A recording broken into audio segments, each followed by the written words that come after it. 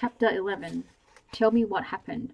Afterwards, Ruby can barely remember what she said in her official police interview. She knows Detective O'Brien started by asking her questions about her career, why she came to New York, how often she went running, understands he was trying hard to make her feel comfortable, mimicking the flow of a casual conversation. But the absurdity of it, sitting and talking to a homicide detective about her graphic design work back home. It's great, but it's not my passion. And here how she's currently living off money once destined for a house deposit. My grandmother, she left me 25,000 when she died, or explaining that she had tries to run every day.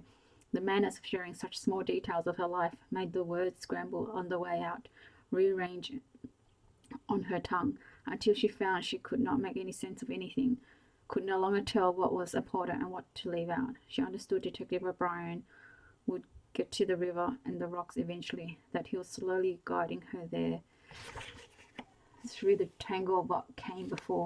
But she also knew she had nothing of value to offer him. No sudden insight, no recovered memory pushing through to validate the way he looked at her so intently.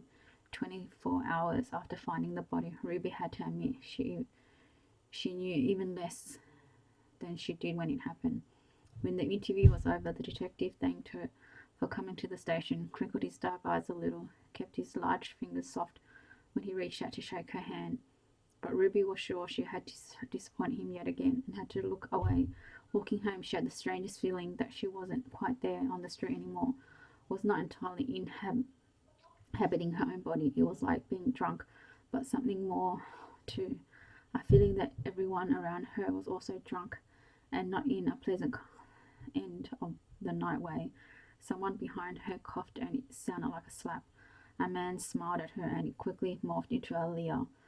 Buying fruit at Whole Foods, and another man asked if she was having a nice day, and Ruby was certain he was goading her. Turning into her street for a brief, disorienting moment, she thought she saw the financial manager, the one who sent those explicit, unsolicited pictures of himself.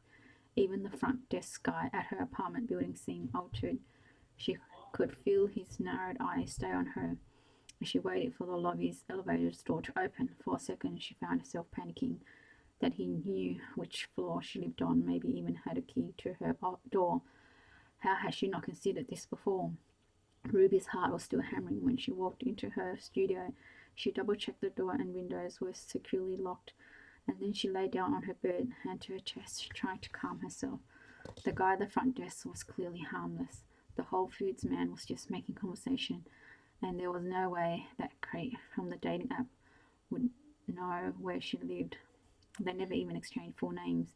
She knows that reasonably, but the strange feeling of being both in and outside of her body persists, even here in the safety of her room, so that she feels acutely aware of her heart in her chest and separated from her own limbs at the same time.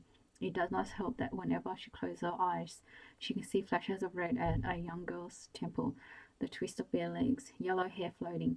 She had tried her best with Detective O'Brien. I turned left here. No, wait, I came down the stairs from the right there. But all she could really remember about yesterday morning was that he already knew there was a dead girl in Riverside Park, and she found her. And it was obvious that something very, very bad had happened to the girl before Ruby came along. She knows now. She now knows that I was strangled to death. The latest headline screams it. When she first encountered this awful detail, she immediately put her hand to her own throat, applied pressure to the cartilage she could feel straining under her skin. How depraved would a person have to be to take a life in that way? She wanted, her eyes filled with tears, to use their bare hands to look up close at the pain they were causing. To imagine it, even a little, was horrific. He's out there somewhere, she thinks. The man who did this. Right now, he would be down the street or at Whole Foods or there in her building.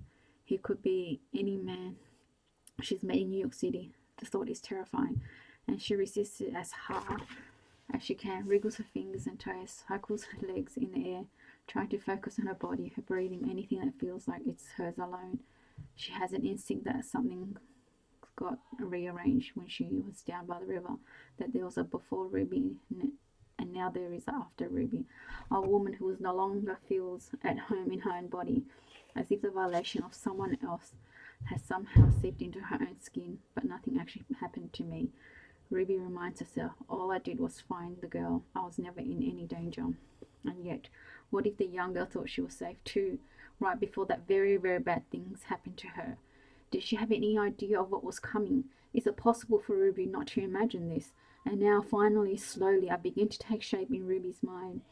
A person begins to form beyond the blood and bruises, the broken things. A real person, a young girl who had a whole life, and she must have been so scared in those last awful moments. This thought makes Ruby sit bolt upright.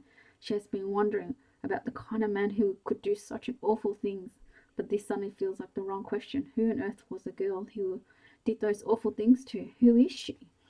From her new home base of fear and confusion, 20 some hours after she discovered my body down on the rocks, Ruby Joan sets out to find me again. Thank you, I whisper, as she reaches for a laptop, begins to search online for anything and everything she can about the case, because even if she doesn't fully understand this yet, Ruby has deliberately chosen not to forget me, when forgetting would no doubt be the easier path for her to take. She has so much to learn about herself, about dead girls.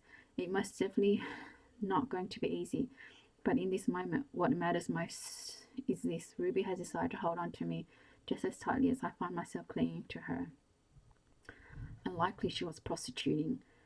Does not appear to have been sleeping rough. Clothes suggest she was lower to middle class.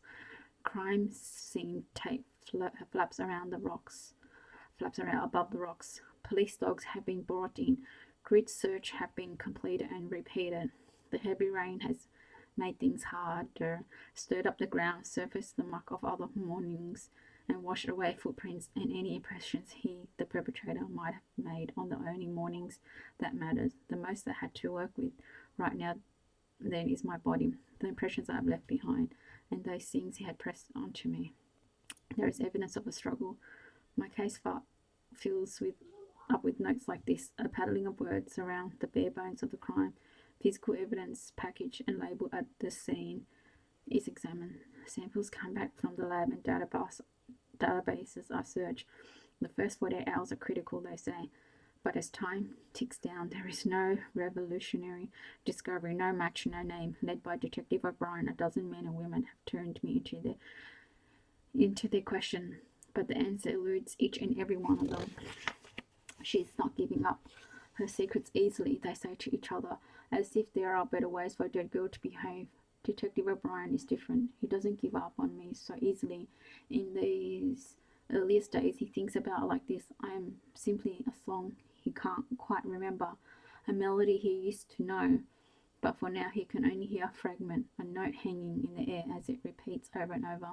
The name of the song is Tantalizing Close, but he can't quite get there, can't get to that place far enough inside his own head where other men sing out. I see him trying hard, see the times he places his thick fingers at both temples and pushes down, elbows against the desk, eyes squeezed shut. The note hangs between us. He knows that he knows. Someone took a photograph of him like this once, printed it out, labelled it The Thinker. It's still pinned on a precinct wall, some cluttered wall, amongst dozens of other snapshots, documenting people, places, and murders long solved. No matter that the real thinker had his hand at his mouth, the photographer recognized the intent, the turning it on oneself, the folding of thoughts over and over until they've been reduced to something small and true. The truth wants to be told. Detective O'Brien knows this most of all. He will get to that place soon enough. He is sure of it. He will find the man who did this, because signatures, calling cards are always left on the bodies of murdered girls. This is why he keeps coming back to the list of potential weapons, thumbs his way down the possibilities, displaced fragments, round in shape, something brought down with extreme force against the right temple, fresh hemorrhage. This came first. She was still alive. Before hands went to neck, before the crushing, the strangulation that killed her, was this initial strike an accident, a moment of white-hot rage. Both of those things intertwined, thumbs on words, pressing against the possibilities, then fingers back to temple, a tap mimicking the blow of a what? Figure out the weapon and you figure out the man. For Detective O'Brien, failure is not an option. It's nothing personal, he thinks, just his job. He would obsess over any case this complex, has to make it his priority. That's what he's paid to do and what he does well. It's nothing personal. He's not making it personal when he puts his head in his large hands and aches over the already indisputable details of this case. Those grim facts written out across a young woman's body that he knows for sure to be true. There is evidence of a struggle, something you should know. I do not want to die. I don't know if it makes any difference, but when the time came, I fought really hard to stay in my body. I tried my best, but I just couldn't hold on. I did not want to die, and now I am.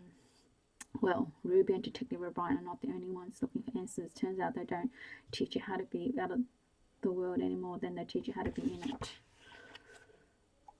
Thank you for listening.